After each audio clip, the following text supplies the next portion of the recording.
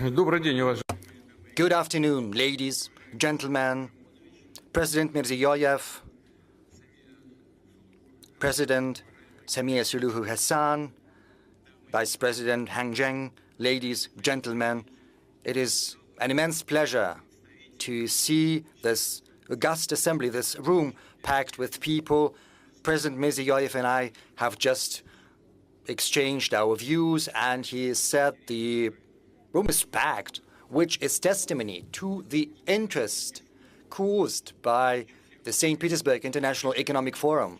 And I would like to welcome all the participants and guests here. Russia and St. Petersburg once again host leaders of companies, businessmen, experts this year from more than 130 countries with a view to building business contacts and creating new contacts. Our moderator has just given us a very high bar to which we should rise up, and I'm going to talk about. But before we came here, she said that the atmosphere is very good, and it was thanks to the organizers. So at the outset, I would like to thank the organizers of this forum, everyone who participated in the organization process. Thank you. The unique nature, the attractiveness of SPIEF consists in this possibility of a frank dialogue on issues that are of interest to entrepreneurs, to whole industries and whole countries, and we're always open to those who are interested in working with other countries, those who stand ready to engage in mutually beneficial cooperation on equal footing. This approach, which consists in listening to one another, understanding the interests of one another, arriving at common solution, that is what harmonious path of development is all about. It also implies the opportunity to find solutions to the challenges the modern world is facing. We see that the energy markets are undergoing shocks. We see tensions provoked in certain regions. First and foremost, right now I refer to the Middle East. We see the short-sighted policies pursued by the European bureaucracy, which is accompanied by aggressive rhetoric and leads to further loss of Europe's position in the world economy. Moreover, it undermines regional as well as global security. As a matter of fact, the European elites are provoking chaos, and they are trying to plunge more and more countries into this chaos. These processes, they were not born of their own. This is the consequences of the fact that over the last decades, the world is undergoing the most profound structural transformation, which is not a transition from one stage to another of the cycle. The very paradigm of global development is shifting. What did we have in the past? What I want to draw your attention to is the fact that for decades, global development model was based around a restricted number of financial centers, technological solution, insurance and logistics hubs, rating agencies, as well as reserve currencies. And this architecture was portrayed as universal, as something that fits allegedly everyone, and hence allegedly neutral. But as a matter of fact, it was increasingly often used as an instrument for political pressure and unfair competition when settlements, technology, logistics, and sometimes even access to information can be switched off in the blink of an eye in order to punish those who choose to act in their own national interests. Basically, this was a deliberately created system of dependence, or system for taking someone else's resources out of them. Right now, the overwhelming majority of countries see that, and this is something that is seen by entrepreneurs, banks, industrial companies, farmers, as well as transportation companies. They see that their investment plans to develop their business can face serious risks, that the external infrastructure they use can be turned against them. That is why countries begin to pursue their own technological solutions, building their own supply routes as well as institutions. Russia feels the full brunt of these changes. The pressure against our country remains, and yet the space for maneuver is growing. We see new partnerships, new financial and technological solutions. We're exploring more promising markets. Thus, Russia believes that the global changes are not just a threat. They also carry enormous opportunities, and to seize them, we're trying to act swiftly and pragmatically. I will reiterate, this current turbulence goes back to the fact that from a vertical hierarchical model which served the interests of a very small group of countries, the world is transitioning to a distributed, more comprehensive multipolar system. What am I referring to? The structure of growth is shifting in favor of new centers of development and the countries of the global south. Colleagues, you see that very well, and this is not a declaration. This is objective realities, because the countries I'm referring to see a growth of population. They see the birth of middle class, a surge in their industry, and expansion of their domestic market, which means new cities are being built, just as roads, ports, energy, and digital grids.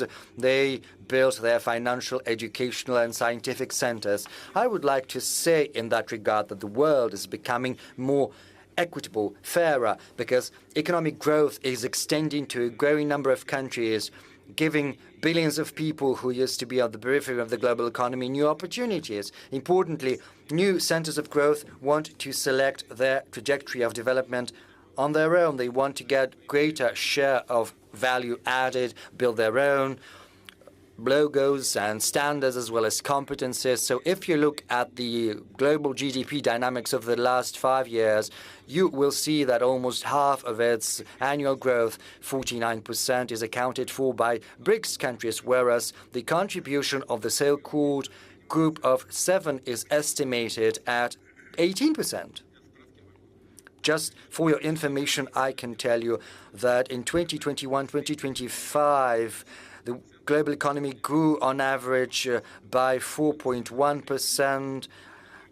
Annually, 2% accounted for by BRICS and just 0.8% accounted for by the G7. Right now, the share of BRICS in the world GDP based on purchasing power parity stands at 40%, whereas the G7 share is less than 29%. So BRICS has already overtaken the G7, and it did so back in 2020, but this gap is increasing. This gap is expected to grow in favor of BRICS. But what are the sources explaining this process? This is due to the fact that BRICS is going to grow at a steadily greater pace. The pace is greater right now, but the trend is going to persist. The G7 is going to grow at best by 1.1% per year, whereas BRICS nations are going to grow by more than 4%. Colleagues, we are not the ones who say that. This is the World Bank and the IMF that are saying that. International institutions have to state this. Of course, it is more interesting to go there where the development is more dynamic. There is a possibility for building your production and selling your products, and that is why the center of the global trade as well as the financial system is going to shift. It is already shifting, and this trend is going to persist. For many years, most flows of trade, capital, and information were going through a handful of Western infrastructure hubs. Even when a good was flowing from one Eurasian country to another Eurasian country, the settlements, logistics, insurance, arbitration were all based on the institutions of third countries, which generated additional costs and created political dependence. Right now, international trade is becoming increasingly efficient.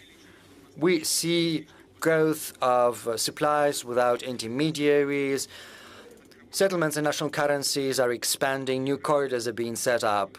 In Eurasia, I refer to North-South corridor, Trans-Arctic transportation route, as well as links via the Caspian Sea, Central Asia, the Black Sea, and the Middle East. All of these projects and logistics routes are the emblem of modern development as well as future development. To cite an example and to show that the global trade system ceases to be centered around the West, I can say that over the last 25 years, BRICS' share in the world trade in goods has more than doubled. Last year, BRICS accounted for almost 25% of the world export, and this indicator continues to grow steadily, inexorably, just as intra-BRICS trade is growing, and it has exceeded $1 trillion per annum. A special role is taken on by the connected countries that are linking together markets, technologies, financial flows, and the culture of doing business. And I'm not just referring to simple transit, carrying goods over a certain territory. The most important thing is to ensure trust, logistics, settlements, legal clarity and technological compatibility. This panel discussion is attended by the President of the Republic of Uzbekistan, whom I would like to welcome once again. I would like to thank you for being here with us on this panel. You are at the helm of the country, which is one of the centers of economic growth. Uzbekistan's population is growing rapidly. It is pursuing industrial plans, improving its agricultural as well as energy potential. Its domestic market is growing too. At the same time, Uzbekistan acts as an important link between Russia, Central Asia, South Asia, China, and the Middle East. When your individual development is harmoniously complemented by advantages of links to other centers of multipolar world, well, these examples are going to be increasingly numerous, and this fully applies to another guest of ours from Tanzania. Once again, welcome, Madam President. Tanzania plays a similar role in East Africa. There's another important trend I would like to point out. The global trade architecture is drifting away from its original principles of the World Trade Organization. Starting from the beginning of the 21st century, the number of bilateral, regional, as well as mega-regional trade arrangements has more than quadrupled. Why is this happening? The erosion of the World Trade Organization was set off by the very authors of these organizations, the Western nations to be more precise. When it benefited them, they promoted the WTO. They invited other countries to join, but once the West started to lose in this competition, universal common rules for the trade introduced by the WTO lost their interests to them. They became more of a burden. And that is when they turned to unilateral restrictions and so-called sanctions, and thus the Western countries basically switched off the WTO mechanisms, undermining trust in them. And once there is no trust, the institution can no longer function properly. And that means the businesses, the countries will have to find another solution, and they are doing that in the form of bilateral as well as multilateral trade arrangements. I said that before. Sanctions and basically the theft of Russia's international reserves has had an irreversible effect on the positions of the world currencies, namely the US dollar and euro. This is an evident fact we have to recognize. Right now, all countries without exception, and I would like to underscore that, just as Russia can instantaneously lose access to their legitimate assets denominated in USD or euro, they can also lose access to the Western financial and payment infrastructure. You and we understand that this is all about unfair competition.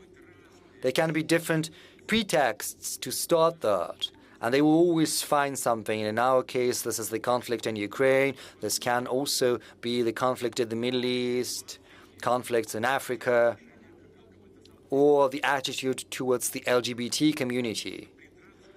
You can find fault with anything, but the basic rationale is basically unfair competition. Another thing that undermines trust in the West is the deplorable state of their public finance. I refer to high public debt and high budget deficit. The Eurozone public debt rose to 81.7% of the GDP in 2025. The worst indicators, they are in Greece 146, Italy 137, France 115, Belgium 108%, whereas in Russia it's 16.4% only of the GDP. Well, it's floating a little bit. Yesterday I spoke about that meeting, the heads of information agencies, news agencies. Some experts say it's 15.8, but, the figures are incomparable. The deficit of the euro budget in 2021 stands at 3.1% of the GDP. Poland has a maximum deficit of 7.3%. Belgium has a deficit of 5.2%. France, the deficit of 5.1%. The US has 5.9%, whereas in Russia the budget deficit is 2.6%. Maybe by the end of the year it will have risen a little bit, but still it will be inferior to the budget deficit in other advanced economies. This situation is fraught with the possibility of a surge of inflation, which happened back in 2021, 2022, when just in 2 years the prices in the Eurozone and the US grew by 14%. And that means that countries of the world are decreasing their assets. In the West, they're transitioning to payments in national currencies. They're making wider use of alternative payment systems, increasing the role of digital financial assets as well as the digital currencies of their central banks. Russia is mostly using national currencies in its trade contacts with our leading partners. The share of ruble in our exports stands at 65% or so almost two-thirds. I would like to underscore that the world needs a modern, agile and responsible financial architecture without any risks of restrictions or barriers, rather with incentives for sovereign development. These instruments have to decrease costs, speed up settlements, increase access to funding. And of course, we have to make sure there is no tax evasion, no fraud, no money laundering. This is something that has to be in our spotlight always. Historically, the West has been seen by other countries as the source of technological development. But right now, we see some fundamental shifts in this context. Over the last 25 years, the BRICS countries have significantly increased their high-tech export. Right now, it has risen to more than one-third of their global supplies, which means that the global technical leadership is shifting. This is a gradual process, and yet it is already ongoing. Our strategic partner, China, has most patents in artificial intelligence. Incidentally, Russia also has very good, promising advancements there. Let's give a round of applause to the Vice President of the People's Republic of China, whom we would like to welcome. Another key partner of ours is India, which is one of the leading players in the IT industry. It accounts for a significant share of the global software market. Russia also ranks high in the implementation of digital platforms such as trading marketplaces, solutions in finance and urban services, healthcare, as well as education, which help improve the quality of life of our citizens in Russia and beyond, in dozens of countries where they are vying successfully with similar solutions from abroad. We're also leaders in nuclear. More than 80% of construction processes in NPPs in the world market are conducted with the participation of Rosatom, more than 80%, which is a very significant figure. We have very good engineering as well as technical groundwork in managing water and energy resources, which is gaining an increasing attention in Asia, Africa, and on the world in general. I believe colleagues participating in the panel discussion will agree with that. it is evident that the global transformation is mostly due to technical progress. Experts believe there are three key technologies for today and for tomorrow that are capable of transforming the lives of our citizens, how our business is being done, and how the government is operating. I refer to artificial intelligence, which allows processing big chunks of data and making the best solutions in almost all fields. Another technology is autonomous systems, which can radically increase labor productivity and transform whole industries. And third, platform-based solutions, which allow market participants to work directly in real time and autonomously to exchange information and to conclude deals. Experts and scientists believe that the countries and groups of countries that have their own set of technologies in AI, autonomous systems, and digital platforms will become centers of sovereignty in a multipolar world. Moreover, without these technologies, real sovereignty is going to be unachievable. I would like to underscore the technological base is of paramount importance to countries with big population, vast territories, and unique cultures. These countries can't act as simply consumers of solutions offered by someone else. Otherwise, they risk becoming subject to foreign control via foreign platforms. And the question is how these platforms are going to be used. So big countries, true civilizations, are facing a historical choice. Either they come up with their own platforms and technological systems, or they are relegated to the digital periphery. And one should not be laboring under any delusion. First, foreign services can be very convenient, but then, sooner or later, you will see what the price of this dependence is gonna be. Russia has learned its lesson. We saw that certain suppliers of software left the market. We saw payments blocked. We saw how politics interferes within commercial relations. That is why we're going to strengthen our critical infrastructure, and we will only cooperate and interact with those partners that honor mutual reciprocal obligations and commitments. We have this experience with the People's Republic of China for many years. China is Russia's strategic partner, a genuine one. Our economic cooperation covers almost all fields, from high-tech to transport to mechanical engineering to energy.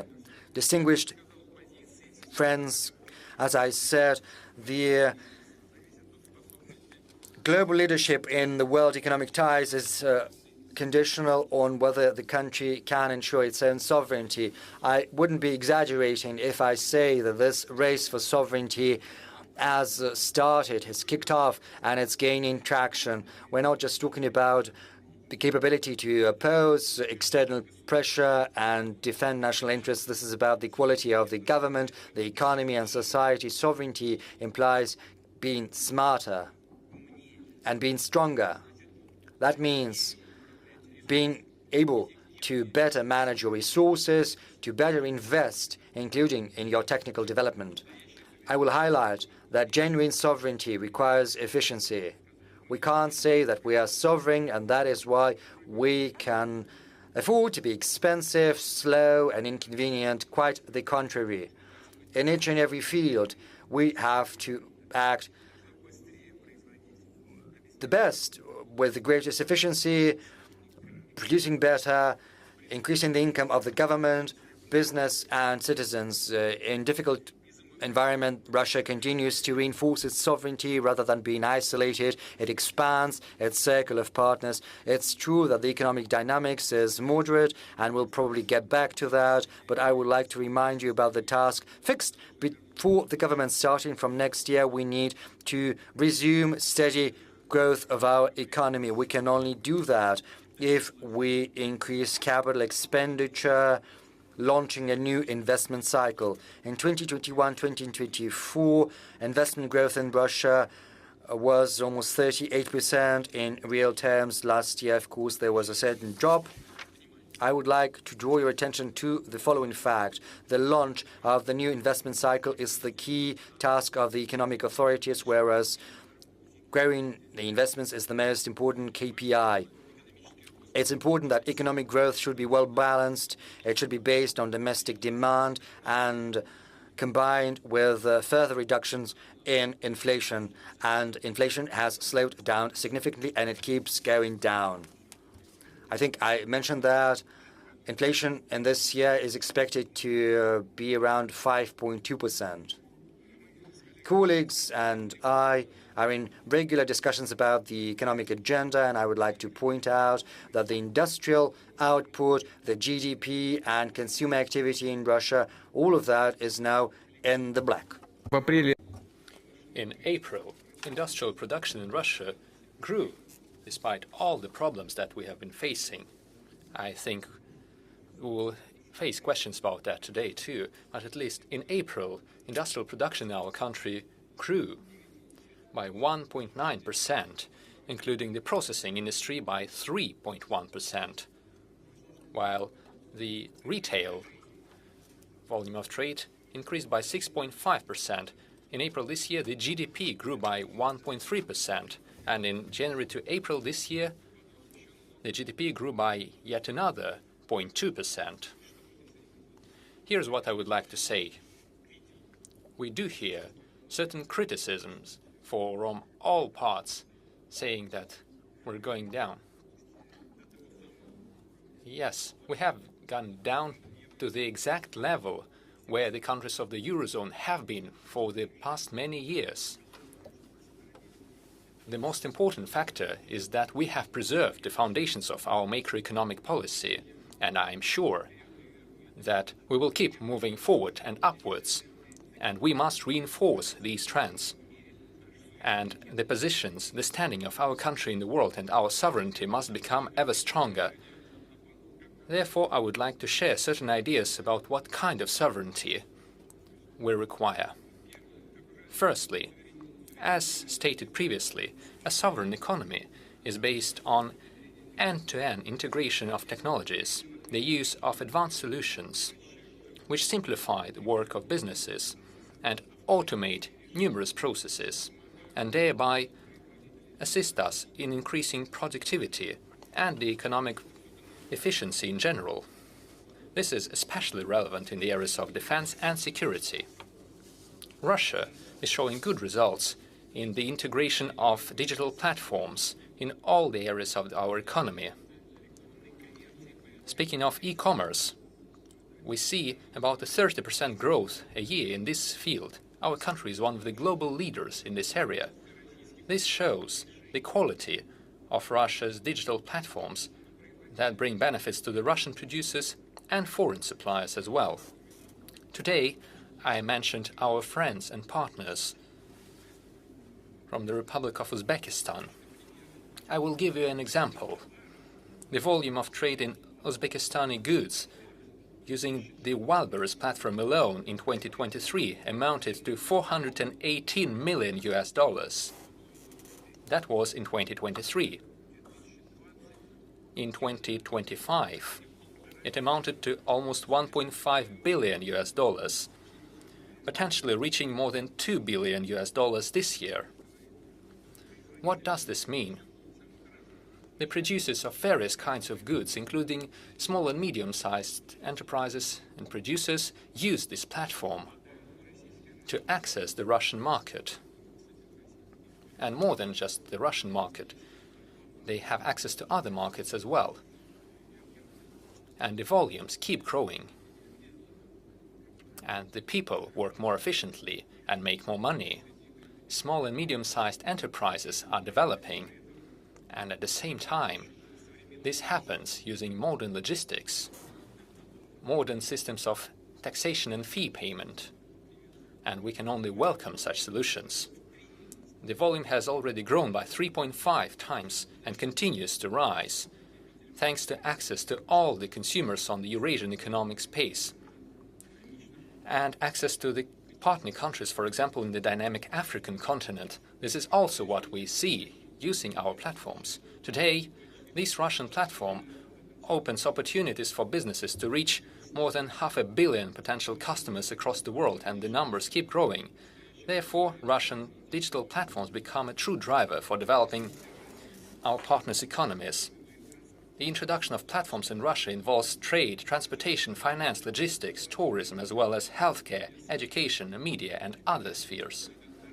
We must build up work in this area and continue integrating digital platforms using artificial intelligence and autonomous systems. We have adopted a national AI development strategy.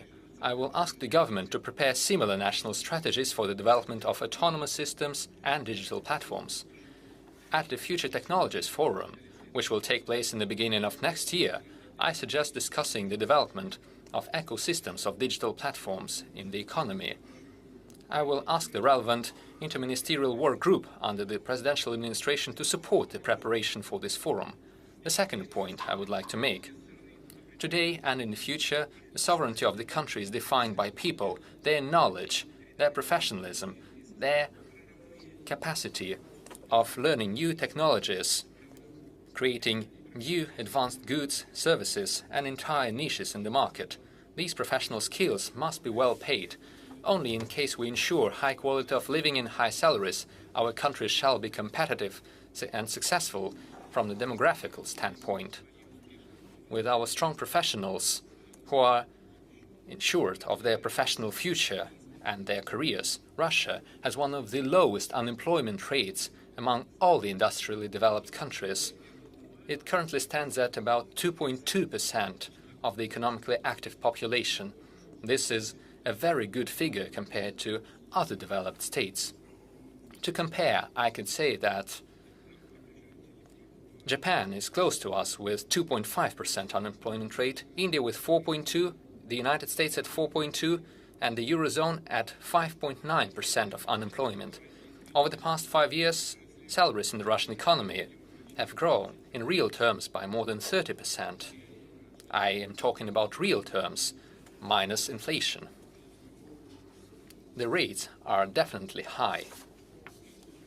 Let me underline that further stable growth of salaries shall be linked primarily with increased productivity, as well as efficient organization of production based on modern technological solutions and our strong school of engineering.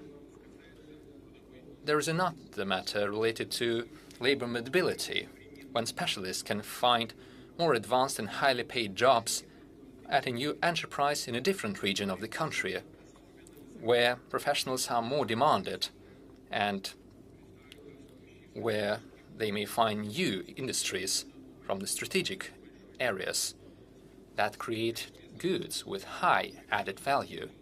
We know that young people are the most mobile ones, those who have just graduated or are about to graduate from universities and schools.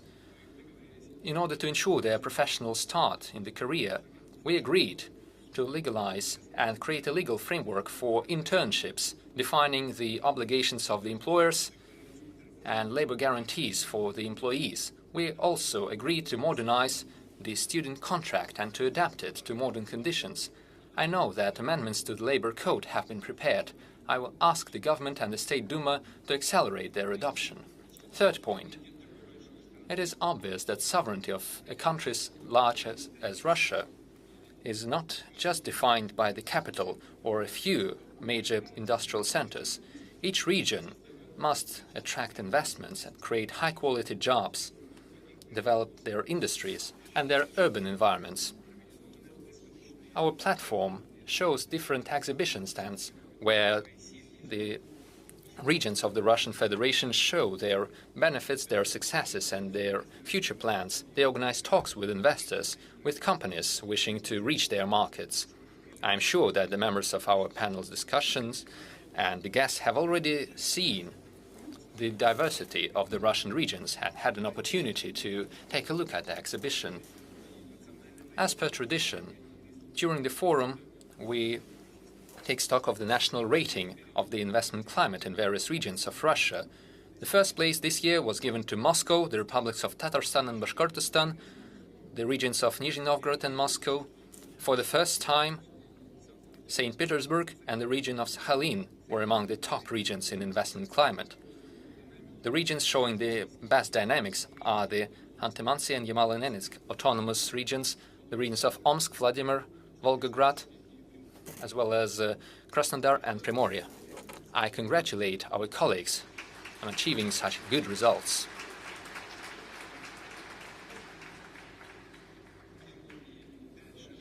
We shall continue providing the necessary financial support to the regions, including using the infrastructural budget loans. Over the past 4 years, this tool has been used to allocate over 1 trillion rubles to the regions. Up to 2030, we're expecting to send another 750 billion rubles. At the same time, we canceled the debts of the regions on budgetary loans. Over the past 2 years, this amounted to almost 440 billion rubles, and this year we will postpone the payment of such debts by over 100 billion rubles. The regions may allocate these funds for development projects. Let me add that starting this year, the national rating of the investment climate takes into account another area. I am talking about the reduction of the investment construction cycle on the cultural heritage side. Old houses, mansions, buildings. The priority is to repair them, to renovate them, and make them available for visits by the citizens.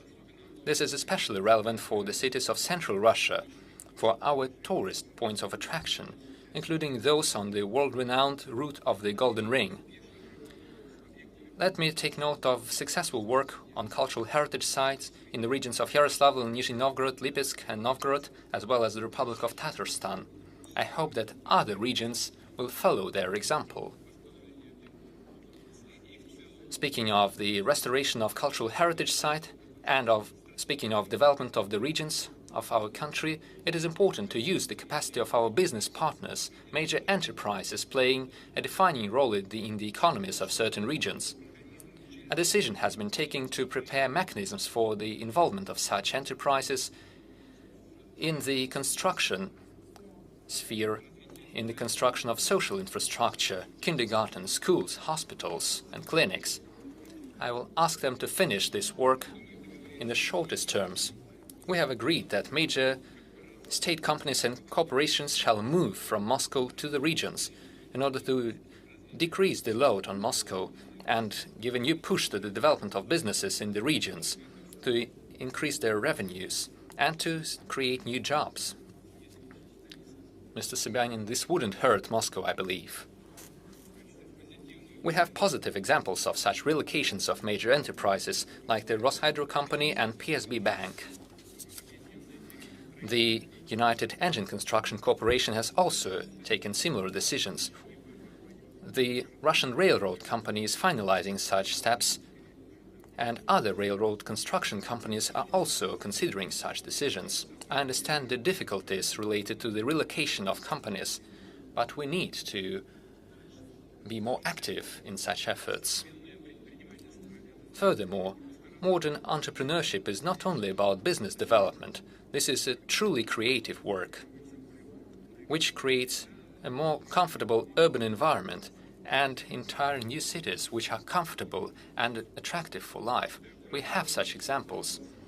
I believe it is important to support initiatives of private investors to give them more creative freedom using new economic and constructive solutions, to connect high-tech investments, tourism, culture, creative solutions and local identity as part of the special legal regime. We also need to consider the possibility of collective investment into urban environment projects. I'm talking about the mechanisms that would allow the citizens to be directly involved in the development of their own region or their village, to invest into the improvement of the places where they live. I asked the government, together with the Institutes of Development and the Strategic Initiative Agency, to establish the legal framework for that. The next point, a strong sovereign dynamic economy means more private initiatives. It is the entrepreneurs and companies who establish new market niches, produce new goods and services and stimulate employment. To ensure high business activity, we need predictability and stability of the investment climate. Business shall clearly understand the taxation system, the tariffs, the regulations, the measures and mechanisms of support by the state. In general, they must understand the working conditions for years to come. We have already fine-tuned the taxation system, and we have created the system of supporting investments at the federal and regional level. We cooperate with the business community, and we have prepared a national model of target conditions for doing business. I'm talking about specific steps to simplify registration of companies and for filing financial and taxation reports. We shall continue such work, making it more comfortable, to connect companies to the infrastructure, to improve the efficiency of law application and so on. Let me emphasize that the national model must bring tangible results for businesses and for entrepreneurs. I will say a couple of words about the systemic work with small and medium-sized enterprises. We have done a lot to make sure that the young entrepreneurs can easily start a new business, start their production and provide highly demanded services for the population. As businesses grow and develop, sometimes there are certain organizational difficulties and additional financial burdens, and not every entrepreneur is ready to deal with them. We must minimize such costs and ensure a seamless transition of businesses to a higher category, including using ready-made digital solutions and individual support and assistance. I ask the government, together with the Web Bank and with the business communities, to prepare a concept for a smooth transition for growing businesses, which would encompass all the stages from self-employment to individual entrepreneurship and then to an enterprise with all the boons of corporate management. And we must take into account the transition of the economy to greater use of digital platforms. Let me point out the following. This topic has been in the center of discussions, as I know. Starting from this year, the revenue threshold for the application of simplified taxation system has been reduced. It currently sits at 20 million rubles, going down next year to 15 million rubles and down to 10 million in another year. We have discussed this issue with the business community in great detail, as well as with the chair of the government of the Russian Federation. I believe it is possible to postpone the further reductions of the threshold of revenue.